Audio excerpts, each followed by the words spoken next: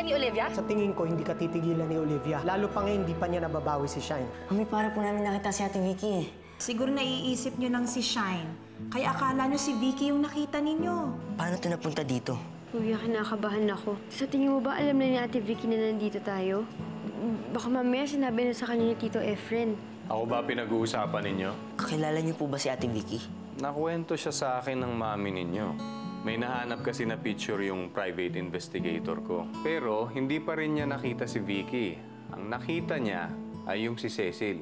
Diba nasabi niyo po na alam niyo po kung nasaan si Ate Cecil?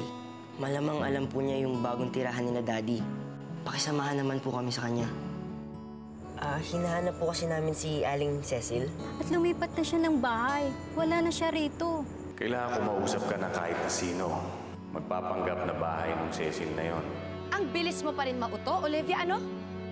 Anong ginagawa mo dito? Ikaw ang nag-text sa akin. Nasaan ang anak ko? Ibalik mo na siya sa akin. Maayos na ang buhay ni Shine sa amin. Pwede mo na kami, pwede! Hindi kita tinitigilan. Hanggat hindi ko nakukuha si Shine, hindi kita patatahimikan hanggang sa panaginip mo. Pwes, tanggapin mo ang bangungot mo ngayon! Hayop ka! Vicky Santos. Efren Sarmiento. I'm sorry, pero hindi ako nagtitiwala sa mga taong hindi ko naman alam kung ano yung takbo ng utak. Parehas pala tayo. Sa nakikita ko sa'yo, mukhang magkakatulungan tayo kung sakasakaling tatanggapin mo yung proposal ko.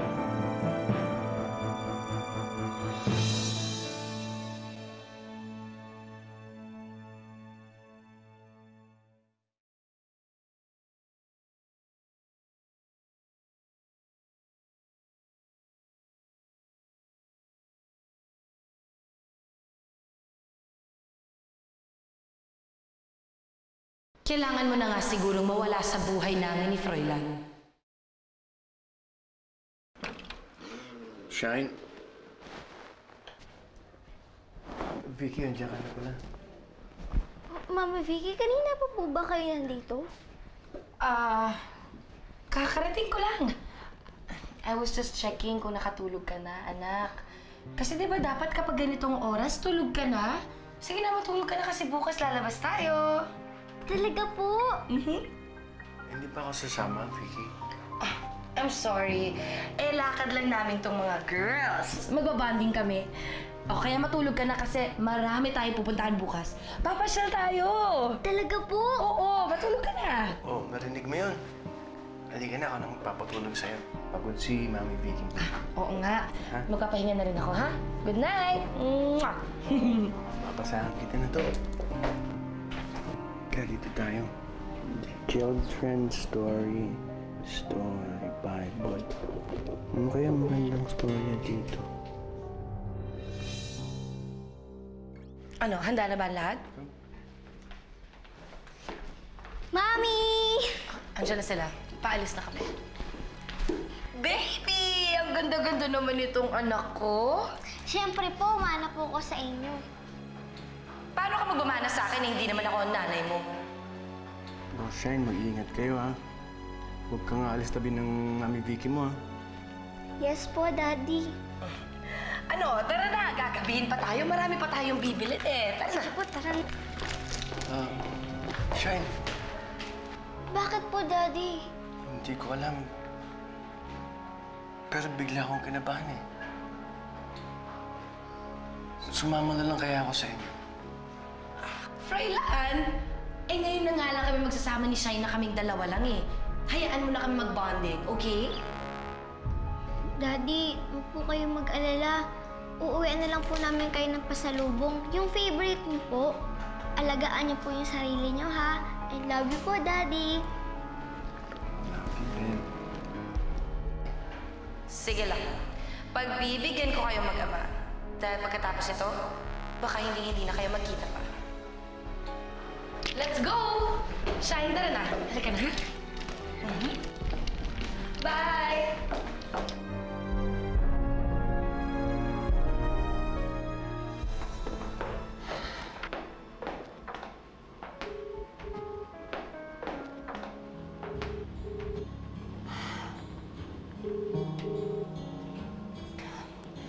Alam mo, Efren, tama ka. Mukhang ginamit lang niya yung phone number na yun para tawagan ako. Malamang yan, tinapon na niya yung SIM card na yan. Pero hindi pa rin ako susuko. Susundan ko siya kahit saan ako makarating. Mabawi ko lang si Shine sa kanya. Teka, Olivia. Sigurado ka ba ayaw mo samahan kita? Huwag na. Ako na lang maghahanap sa kanila. Ikaw nang bahala sa mga anak ko, ha? Olivia, mag-iingat ka.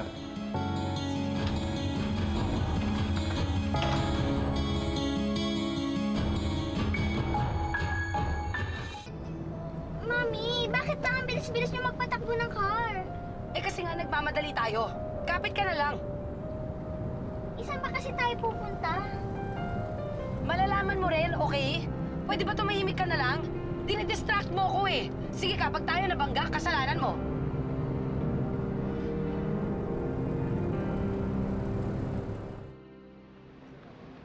Ay, excuse me ho. Kilala niyo ba itong babaeng to? Siya ho yung kumuha sa anak ko eh. Kailangan kong makuha ulit ang mga anak ko. Hindi po naman ako pamilya po siya. Sorry po. Sige po. Diyos ko, saan ko hahanapin ang bahay ni Vicky? Ituro niyo naman ho sa akin ang daan papunta sa anak ko. Ay, pwede ho bang magtanong? Kilala niyo ba itong babaeng to? Ay, Kinuha niya ho kasi yung mga anak ko eh. Hindi po eh. Sige ho, salamat.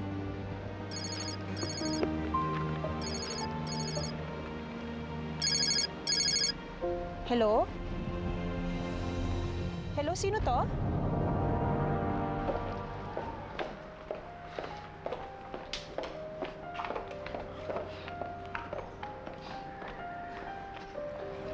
Mami Vicky, ano po bang ginagawa natin dito? Eh, wala naman pong katao-tao dito. Akala ko po bang magsha-shopping tayo. Bakit ba ang dami mong masyadong tanong? Tumahimik ka na lang dyan. Ano ba? Ang tagal-tagal niyo naman. Kanina pa ako dito. Nako. O ito, bantayin mo na muna ito si Shine. O Shine, sumama ka na muna dun sa Tita Cecil mo. Dali. Bakit Bilis. po, Mami? Saan po kayo pupunta? Basta, may kailangan akong kausapin. Dali na, kunin mo na. Nasasaktan po. Saan po kasi? Aray, nasasaktan na po ako. Ang tigas talaga ng ulo mo eh. Dito ka nga lang daw, di ba? Nasasaktan na po kasi ako eh. Pwes manahimik ka. Dahil pag ako nabwisit sa'yo, itinispasan na kita dito.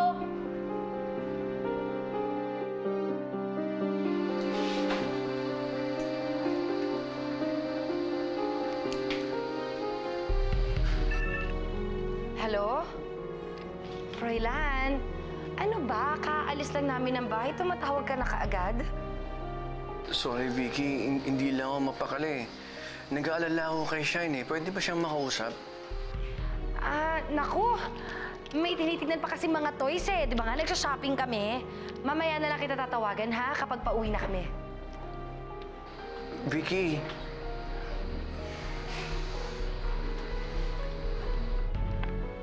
Nasaan na ba yun? Nang mawala na tong si Shine sa buhay namin.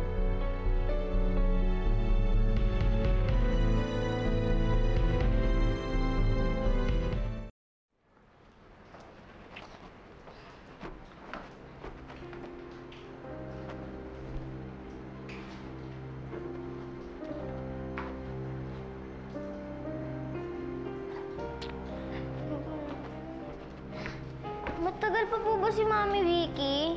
Saan po ba siya nagpunta? Alam mo, Shine, kanina ka pa tanong ng tanong eh. Pag ako nabwisit sa'yo, papasak ako na talaga ng sapatos sa bibig mo. Bakit po bang bad-bad nyo? Isusumbong kita kay Mami Vicky. Paano ka ba magsusumbong? Ididispatcha ka na nga, di ba? What do you mean? Hindi ka na uuwi sa inyo, Shine. Tsugi ka na sa buhay ni na Vicky at Froilan. Hindi totoo yan. Ang bad-bad mo. Isusumbong talaga kita kay Mami Vicky. Ano ba? Nasasaktan ako eh. Ang bad-bad mo. Isusumbong kita kay Mami Vicky. Ikaw, bata ka. Sumasagot-sagot ka pa. Ididispatcha ka na nga namin, di ba? Bitawan mo ako. Nasasaktan ako. Mami Vicky! Dito. Mami Vicky! Shine! Ano ba, Shine? Bitawan niyo nga po ako. Mami Vicky! Ano nangyari? Si Ate Cecil po kasi, ang bad-bad niya, sinigawan niya ako, gusto niya akong saktan. Kung ano ulit ako iiwan sa kanya, Mami Vicky.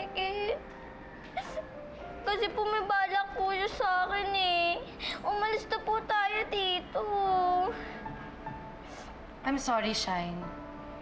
Pero hindi ka nasasama sa akin. At hindi ka na uuwi sa amin. Po? Bakit po? Iwan niyo na po ba ako?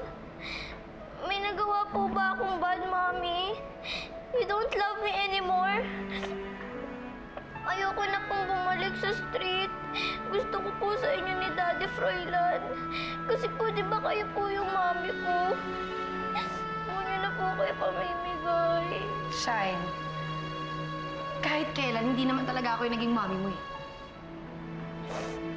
At mula ngayon, sa kanya ka na ulit titira. Sa totoong mami mo.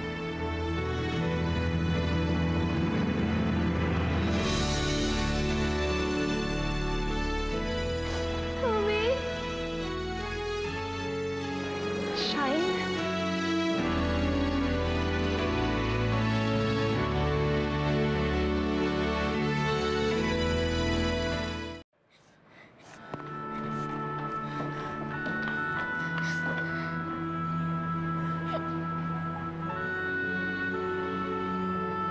Shine?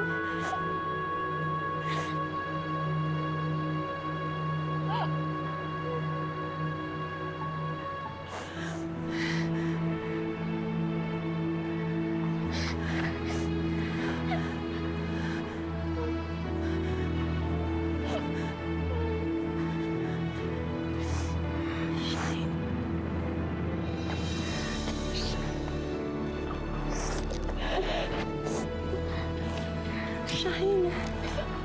Shine, nandito na ako. Pagpasensyahan mo na, natagalan ako sa paghahanap sa'yo. Pero importante, nandito na ako para sa'yo. Natatakot po kasi ako na hawakan ko kayo eh. Anak, bakit? Hindi ka ba natutuwa na nakikita mo na ang mami mo? Kasi po kapag hinawakan ko kayo, baka bigla po kayo mawala. Yun pala, hindi po kayo totoong buhay. Anak, buhay ang mami mo. Ako ito. Buhay na buhay. Nandito ako para sunduin kita. Pinapangako ko sa'yo, hindi na ako mawawala, hindi na kita iiwan. Mami, Mami, ikaw nga yan. Ang bad-bad ko. Sabi ko kakalimutan na kita kasi patay ka na eh. Dapat hindi ko ginawa yun. Dapat hindi kita kinalimutan.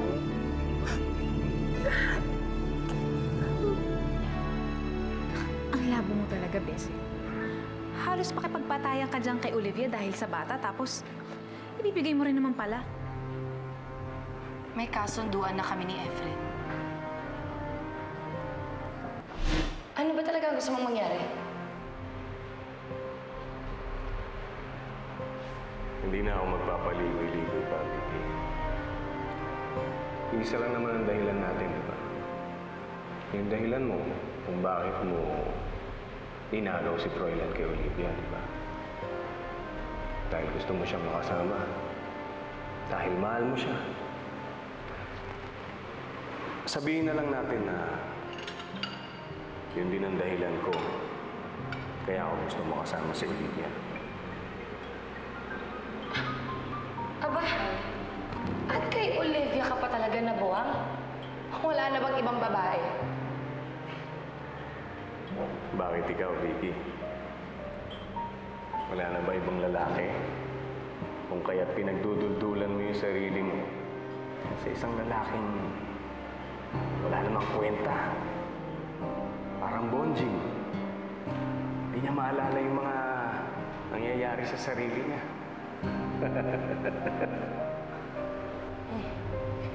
Parang ang dami mo yatang alam sa akin. Alam mo, Vicky, parang negosyo lang yun. Ngayon, hindi naman ako pumapasok sa isang negosyo na wala akong kaalam-alam. Lahat yan pinag-aaralan ko. Si Olivia, importante sa akin yan. Kaya lahat ng mga may kinalaman sa kanya, inaalam kong mabuti. Ngayon, gusto ko ibigay mo sa akin si Shine. At bakit ko naman gagawin yun? Nangako si Olivia sa akin. Sa oras na makumpleto silang mag-iina, hindi ka na niya guguluhin. At kakalimutan na niyang lahat ng mga tungkol kay Froilan. Sandali. Don't tell me umaasa ka rin na mamahalin ka ni Olivia. Susugal ako, Vicky. Pero pagkatapos ng lahat ng ito, at wala pa rin nangyayari, ibang usapan na yun. Akala ko ba sabi mo, hindi ka basta-basta nagtitiwala? Pero bakit kay Olivia, handa kang sumugal kahit wala ka naman kasiguraduhan? Iba kasi si Olivia eh. Mahal ko siya. Tulad din nung pagmamahal mo dun sa bonjing na yun. Di ba kaya ka lang niya minamahal dahil wala siya sa sarili niyang pag-iisip? Di ba?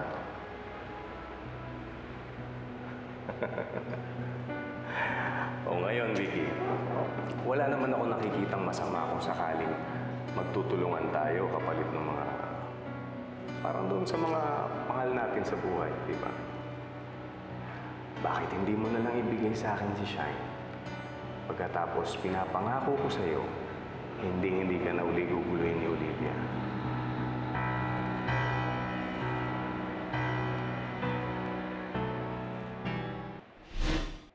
So nagpapauto ka talaga dun sa Efren na yun?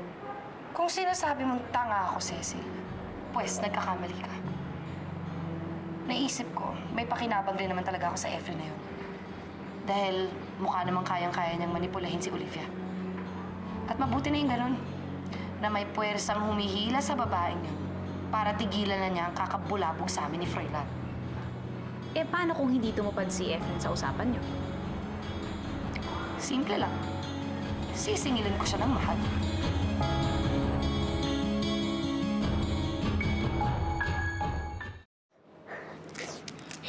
Hindi po talaga ako makapaniwala na nakasurvive po kayo. Anak, may tumulong sa akin.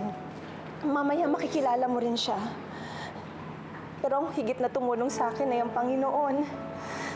Siya ang nagbalik sa akin dito. Kasi alam niya na kailangan pa ninyo akong magkakapatid. Ikaw, kamusta ka na? Hindi ka ba sinasaktan ni Vicky, ha? Hindi po. Inalagaan niya nga po ko eh. Pero naiinggit po ko sa ibang batang may mami. Kasi po akala ko hindi na po kayo babalik. Pero ngayon po, hindi na po ako maiinggit sa kanila. Magiging proud na po ko kasi nandito na po kayo. Kayo naman po talaga yung the best mom in the world eh. Thank you po, Mami.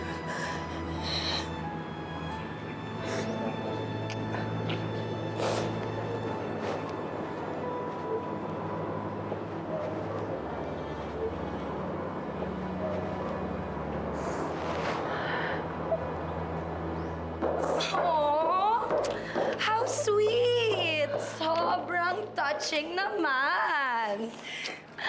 I'm so happy for you guys. Oh, Olivia, siguro naman tuwang-tuwa ka na. Mami Vicky, thank you po kasi po inalagaan niyo po ako. Babalik na po ako sa real mami ko. But I'll never forget you, Mami Vicky.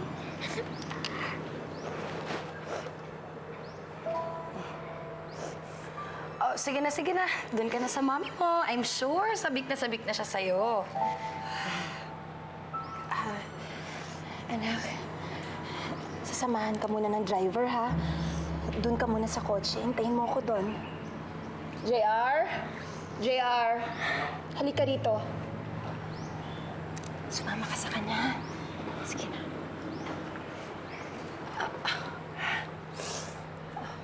Huwag Huwag ka mag-alala. Tutupad ako sa usapan natin. Hindi naman ako katulad ni Froilan na may diferensya sa pag-iisip. Vicky? Vicky, ikaw ba ito? Isoli mo na sa akin ang anak ko. Isoli mo sa akin si Shine. Kung gusto mo ng sarili mong anak, gumawa kayong dalawa ni Froilan. Ibalik mo na sa akin si Shine. Hindi mo na kailangan sumigaw, Olivia. Dahil kahit yung mga santo ay narinig ka na. Mangyayari na ang gusto mo mangyari. Sige, sabihin mo sa akin kung anong gusto mo. Ibalik mo lang sa akin ang anak ko. Makukuha mo na si Shine. Pero sa isang kondisyon.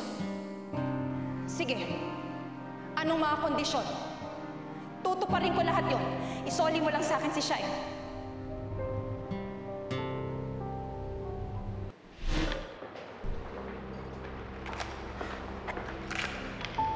Ano to? Akala ko ba isusoli mo sa akin si Shine? Bakit hindi mo siya kasama? Huwag ka masyadong katat, Olivia. Gusto ko lang makasiguro na hindi mo sisirain ang usapan natin. Nakasaad sa kontrata niya na hindi mo na kami guguluhin ni Froilan pagkatapos nito. Naniniwala ka sa mga ganitong mga kasulatan? Mas mabuti na rin na may pinangahawakan akong katibayan na hindi mo na kami guguluhin, Olivia. Nagmamahalan kasi talaga kami ni Froilan eh. Noon pa man, may mga plano na kami. And I'm sorry to say, pero hindi kayo kasama ng mga anak mo doon sa mga plano yun. Kaya kung ako ikaw, hindi na ako magpapakita. Bye, Olivia. Please, pakipirmahan na yan kung gusto mo pang makita at makasama ang anak mo.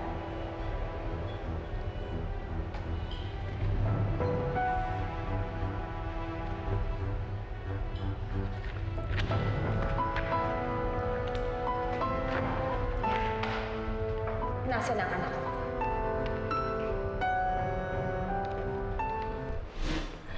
Sana nga tumupad ka sa usapan natin, Olivia. Dahil baka pati yung buhay ng mga anak mo magulo. Kawawa naman sila. Kakabalik lang sa'yo, tapos baka mamaya bigla silang daanan na naman ng panibagong dilubyo. Gusto mo bang mangyari yon? Kaya kung may malasakit ka sa mga anak mo, tigilan mo na kami ni Froilan. Bakit? May binabala ka na namang masama sa mga anak ko? Hindi naman sa ganon. Nililinaw ko lang sa'yo na meron kang mga anak na pwedeng maapektuhan kapag hindi mo pa kami tinigilan ni Froilan. Sige ka, isipin mo lang kung gaano kahirap yung pinagdaanan ng mga bata. Baka gusto mong maulit pa yun. Kaya pwede ba, tigilan mo na kami ni Froilan.